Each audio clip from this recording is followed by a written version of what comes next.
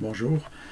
Dans cette vidéo, on va parler dans cette présentation, on va parler de la pile, qui est une des structures de données linéaires, en fait, la plus simple qui puisse exister, mais aussi très utile. Donc, tout d'abord, un rappel sur la classification des structures de données. Donc, on a d'abord les structures de données ordonnées, désordonnées. Dans les structures de données ordonnées, on a linéaire et non linéaire. Et parmi les structures de données linéaires, on a les structures de données linéaires à indexation rapide, que sont l'array, la liste et certaines autres structures en plus de ça. Ajout et suppression rapide, principalement des types linked list ou liste chaînée. Ensuite de ça, on a des structures de données linéaires à usage dédié, donc des usages très spécifiques qui sont utilisables dans des contextes très précis.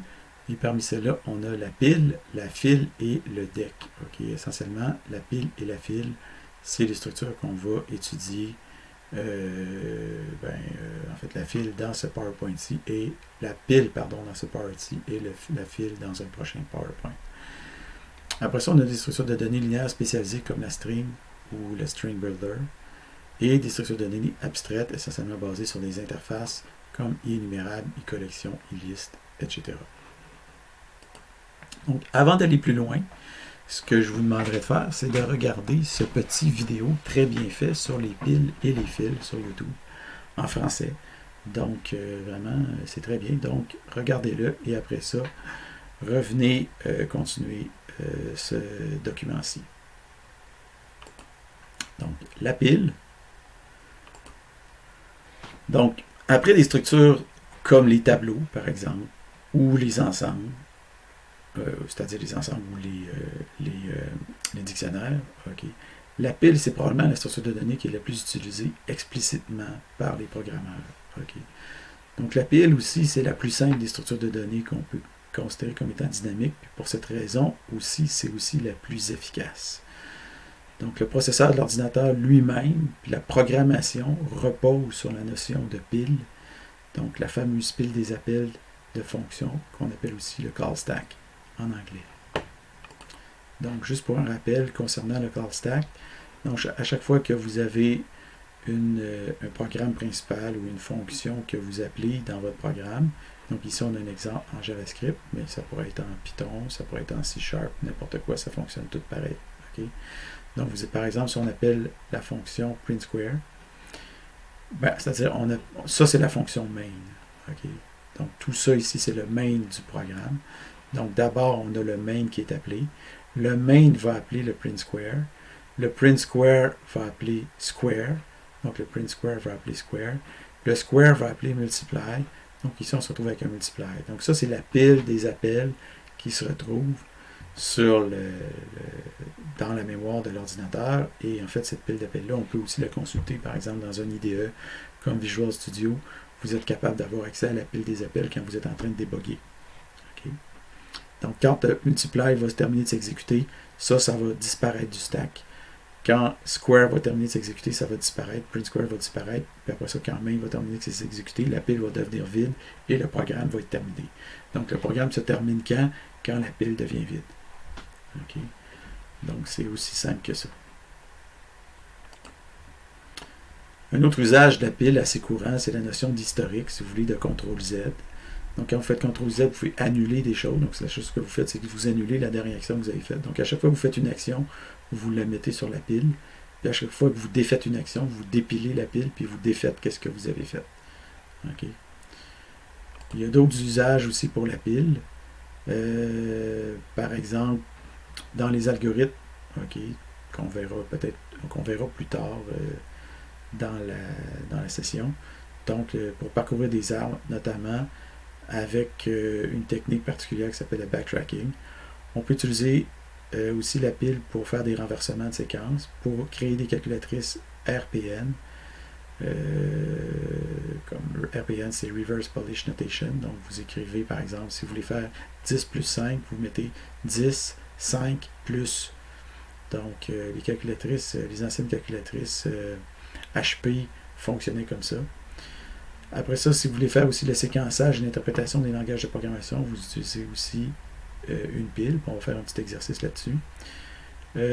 Et les langages, il existe aussi des langages de programmation qui sont basés sur la notion de pile. Donc souvent, les langages de programmation, oui, ils utilisent une pile en arrière, mais vous n'êtes pas, disons, vous n'avez pas accès à cette pile-là de manière directe. Par contre, il y a certains langages de programmation qui essentiellement sont basés sur une notion de pile, puis vous donnent un accès assez direct à ça.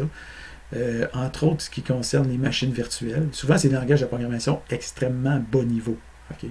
Donc, évidemment, les machines virtuelles Java ou .NET, c'est des langages d'assemblage quasiment. Et vous avez le Fortran, qui est un des langages les plus simples qui soit, mais aussi un des plus rapides et des plus puissants. En fait, c'est celui qui est utilisé pour programmer les sondes Voyager qui sont encore en train de se promener